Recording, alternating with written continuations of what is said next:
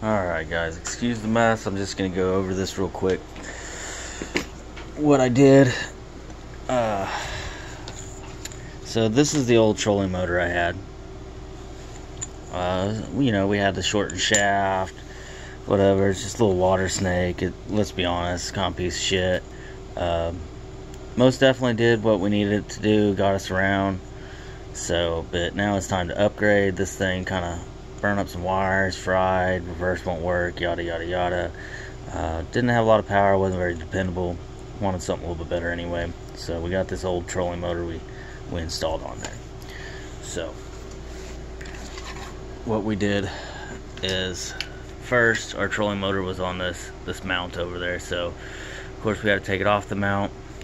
So what I had to do is get the head of the trolling motor, which obviously this one's just trashed, but so you have your wires that go up through here, through your shaft of your trolling motor right there. You can see them. They're just up through here, hooked up, you know, to some pretty just quick links, you know, to the little computer or whatever it has up in here. So you'll just disconnect that, pull those wires out. Recommend taking a picture of where they're connected so you don't forget or hook them up in the wrong area. That's what I did. It worked out fine. So once you get your trolling motor to, you know, this state right here where it's out, the head's off. Now I'm gonna go outside real fast where I have all my shit, my trashy ass house. Here's part of the pipe we cut off. I just used the grinder. I was careful because the wires were still in it. So, you know, we just cut it off. And then I cleaned up the edges, you know, so it wasn't all rough like that. Here's our bonifide kayak that we're installing it in and whatnot. We lost the lid. It's supposed to be coming in. Who knows when. So here's our trolling motor. We just got a cheap 1980s trolling motor, super cheap. You know, you don't have to be rich to do this. You don't need an awesome trolling motor to do this, just one that works. So this is what we did. Here's our middle console right here. I put 2 layers of wood in there, plywood. Maybe it was a ½ inch plywood. Went ahead and doubled it up, you know, just made a little template for in here, traced it on the wood, cut the wood out, drilled it in here, and then we just, you know, screwed it up to the bottom right there, and then got a big old wood bit, a big old circle one, you know, the size of this, of course.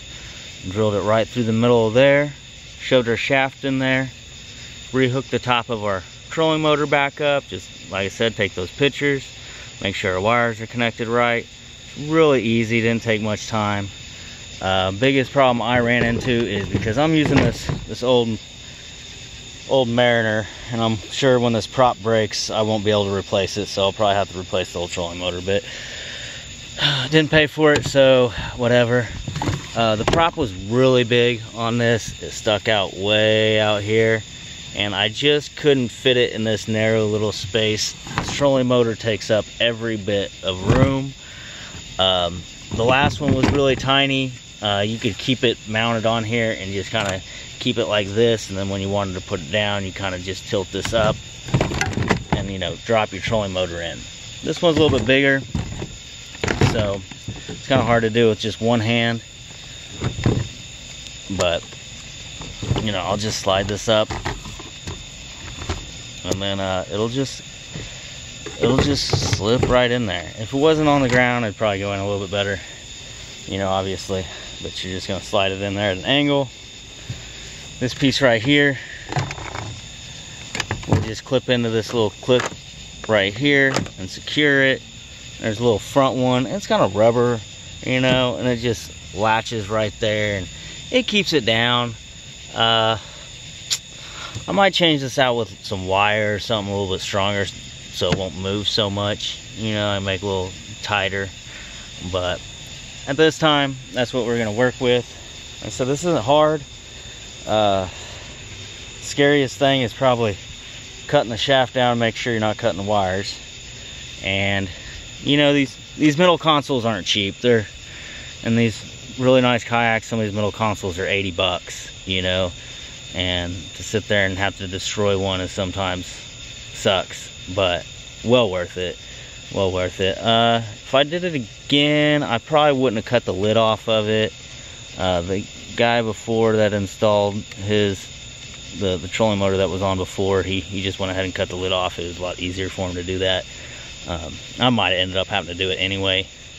It's kind of nice now, you know, I kind of got a little box still in here, so, you know, I'll be able to store some stuff in there. My seat obviously goes right here.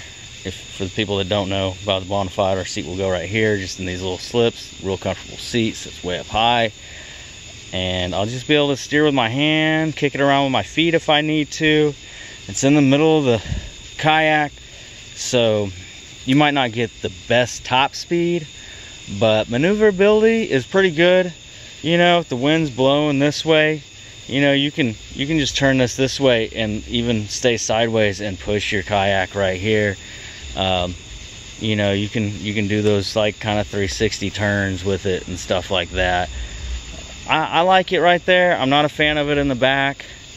When it's in the back, you got to find a better way of steering it. Run some cables all the way through. You see a lot of people do it. If you have a spot lock, well, awesome. Then most people, those, you know, they mount it on the front just because it's spot lock and they want to be facing wherever it's pointing or whatever, you know. I like it right here, man. I can steer with my feet. It still keeps it hands free. You know, like the last one was a little easier to pull out of the boat if I got in super shallow water. This one, I'm gonna probably have to, you know, undo that little latch right there and pull it all the way out. But it is what it is. It's a lot bigger trolling motor. Should have a lot more power. The other one's 25 thrust power, which is tiny, but it's still, you know, push this kayak 2.5, 3 miles an hour, which is, you know, pretty solid. So I don't know what this one is, but it's probably about 45-pound thrust if I guess. It doesn't really say anywhere. I haven't really paid attention that much. I just know it has a bigger motor. Runs pretty good. We had it on a little pontoon before. It pushed it fine, so it should work fine for this boat. But for those guys that don't want to spend money on a expensive pedal kayak, because, you know, those pedal drives are 1,200 bucks just for the drive sometimes, you know, you can go get you a cheap, if I was, you know, go to Walmart, go buy a cheap hand trolling motor, you know, a Minn Kota. Their propellers are a little bit narrower and smaller, and I don't think you'd have to grind it down like you do this one. They're more vertical. I think they slip in this thing a little bit better than this one did, but so I think the Minn Kota would probably be the better route. You know, a little shout out to Davis Custom Rods. He helps sponsor me, gives me some rods and stuff to use. They're really nice rods. I have no complaints. Probably the best rods I've ever used. Check them out if you've never heard of them. Make some pretty sweet rods. Alright guys, that's it. Appreciate you watching the video. Like I said, if you have any questions, you can leave some comments. I'll try and get to them. I'm probably not the best at it, so yeah, man. Appreciate you watching, guys. Thanks.